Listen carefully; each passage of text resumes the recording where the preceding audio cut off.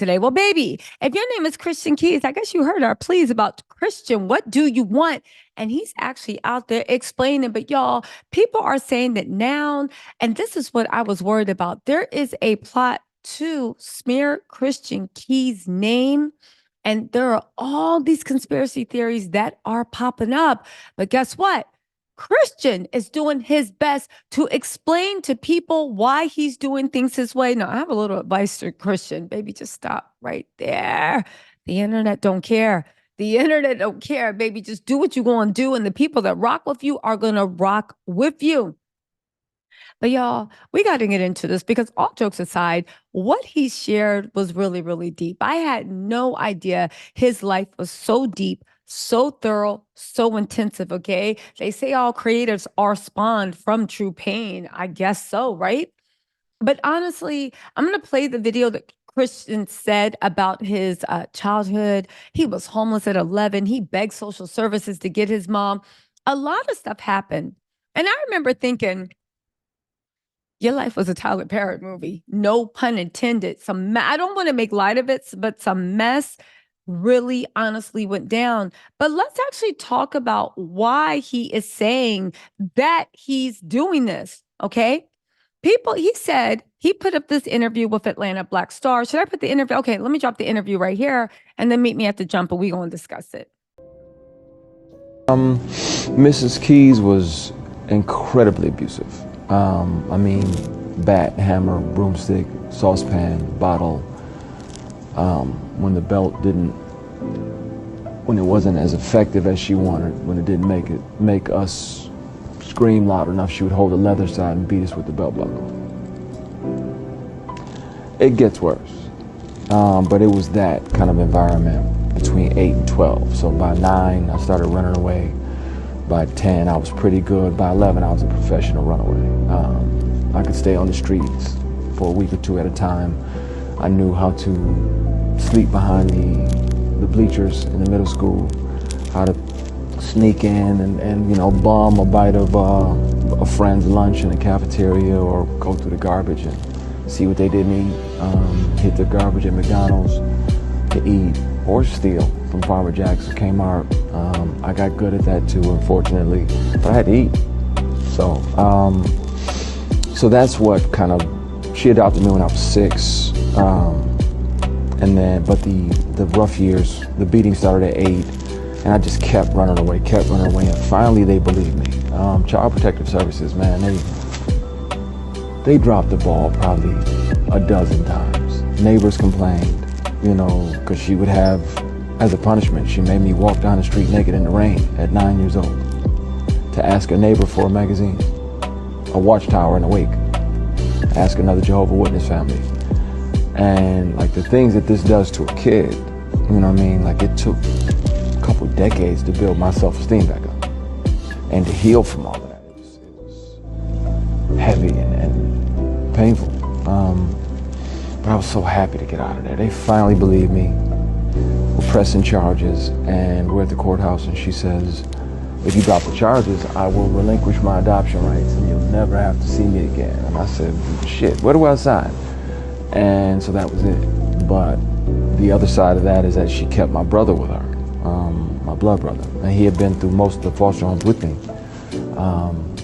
But not all of them, but most of them. And he had been adopted with me.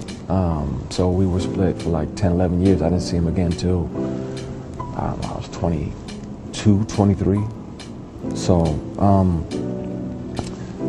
but cut back to the second adoption. It was wonderful. The family taught me love, taught me how to be a man, taught me responsibility. I had an extensive chore list, which I didn't mind because I was with a family that wanted me there. So it was amazing. I was happy to cut the grass, rake the leaves, take the trash out, wash the dishes. I was just happy to be wanted.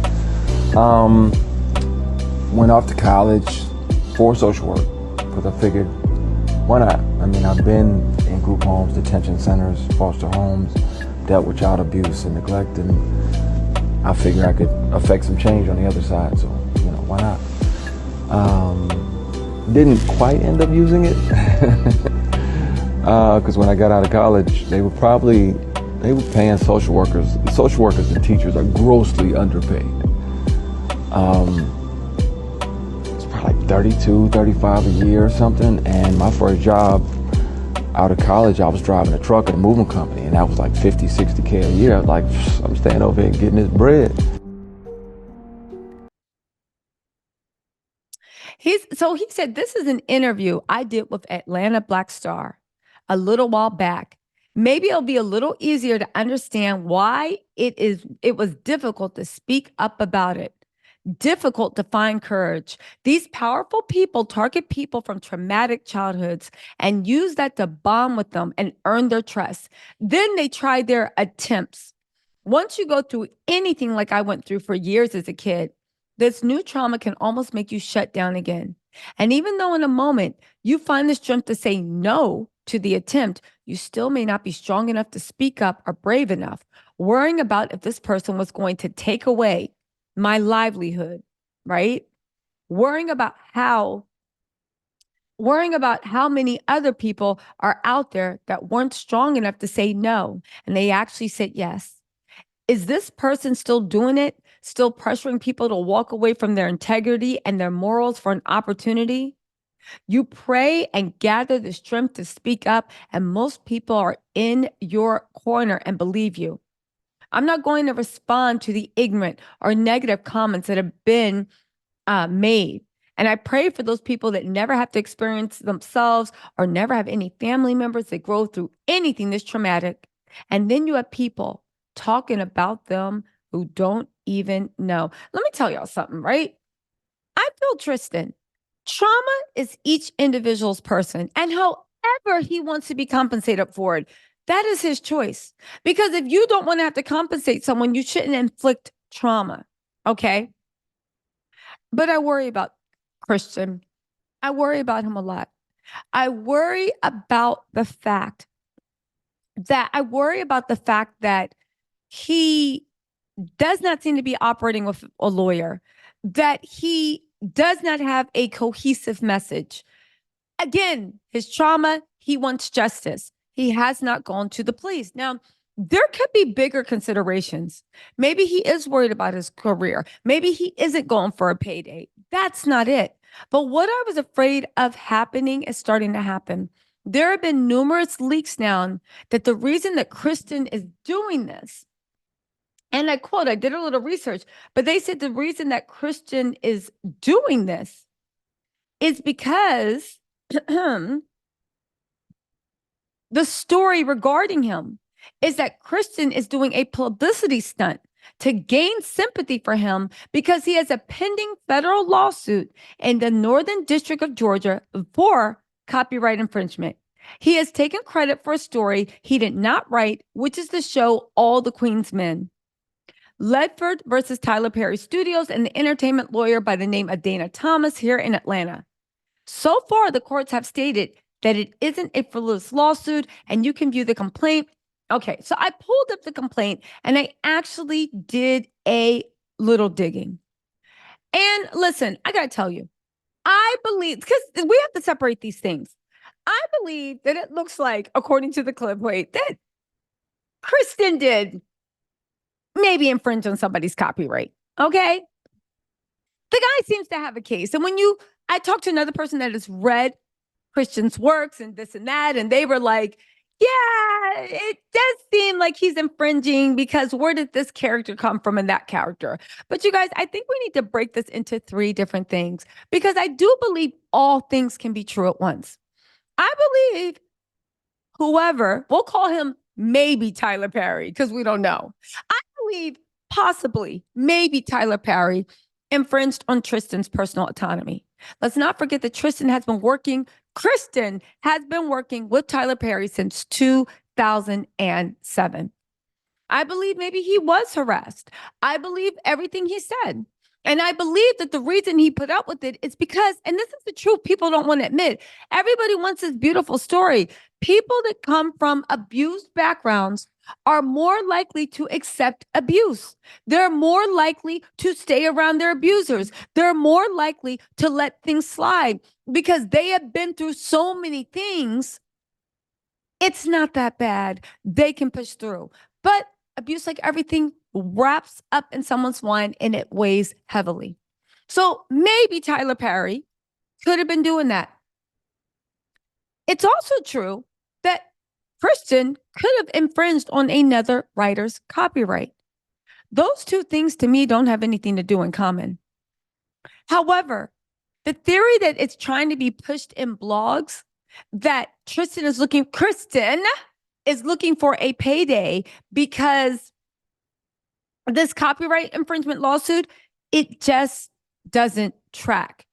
It doesn't track because unlike the Diddy situation, this is something that if you listen to Simone, the lawyer thing about insurance pays out, this is something that insurance would pay out for. This is something that would be covered under trial insurance. This is something that would actually be paid out of policy. This is something that will not affect Kristen. It will not affect his hit show. It will not affect his future books. It won't. It's just going to be a payout, up profits, and that's it. And it's not even a reason for Tyler Perry to drop the show. So if, again, you don't need to be an angel to be a victim. You just need to be a victim. So let's just say all this mess about this copyright infringement lawsuit is true. And I read the complaint. I do believe it. It sounds believable. It has not been proven in the court of law or independent verified, but to me, it smells true. And I ran it through one of my legal friends. She thinks it runs true too. Okay, fine. So let's just say that's true. It does not mess up his bag. It does not take away his bag. It does not do anything to take away the kingdom that Kristen has actually built. So now we go back to the original question. If this red herring, right? That, and I believe this is being pushed by media people, not the person that sent this to me. Let me say a big thank you to. I'm not talking about you. I'm not talking about hold on. I'm not talking about you, Larry, right? I'm not, thank you for looking out, Larry. I'm not talking about Larry, but I am talking about the media people that are trying to push this thing. It's just a cash grab. It's just a money grab. He only wants to do this. Now that we take that narrative away, the one that is building up and watching 3 days, every blog going to be like, oh my God, he's trying to grab cash. Once you pull that narrative back, once you take that narrative away, because it's not going to stop nothing, not even his bag. That'll be paid out in insurance. Everybody will be paid and everybody will keep on hustling. What do you have left? What do you have left? You have a man that for no reason and no benefit for his career came out and told something. Again, will he go to the police? I don't know. Will he settle? I don't know. It's his right. It's his right. Will he settle and then go to the police? I hope so. I hope so. It's his right. But again, the fact that Kristen has to be up here and explain to people why he waited so long to tell people, I'm sick of this. Now, again, I will admit I was a big frustrator when he was liking tweets about it not being Tyler Perry, not being, if it's not maybe Tyler, then come out and say it's not him. And if it's him, then either go to the police or quietly settle. I do say one thing. I do hope that Kristen is 100% getting advice from a lawyer because, baby, this is getting into dangerous territory. This is getting into extortion territory. And I'm not implying in any way, shape, or form that Kristen is extorting Tyler Perry, but you get what I'm actually saying.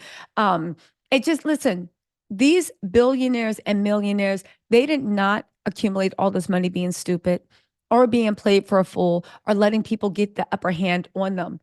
As much as you might like any millionaire or any billionaire, see yourself in there, have hero worship. They are not these cute, sweet, fuzzy koala bears that everybody thinks they are. They are cold, hard predators. You don't get $1 billion without being savvy, without being cutthroat, and without making the decisions that need to be made when they need to be made. But like Kristen had to say in his Tyler Perry voice, right? Because you know he gonna give us some drama. And appreciate that about him. I'm not even clowning him about this, but you know he gonna give us some drama. Like Kristen said, let me read his quote to close out with that. Again, let me read this quote. He said, and make sure you have some like biblical Old Testament music with thunder and lightning playing in the background. He said, out of the night that covers me, black as the pit from pole to pole, I thank whatever gods may be for my unconquerable soul. This is Invictus. In the fell clutch of circumstances, I've not winced nor cried aloud.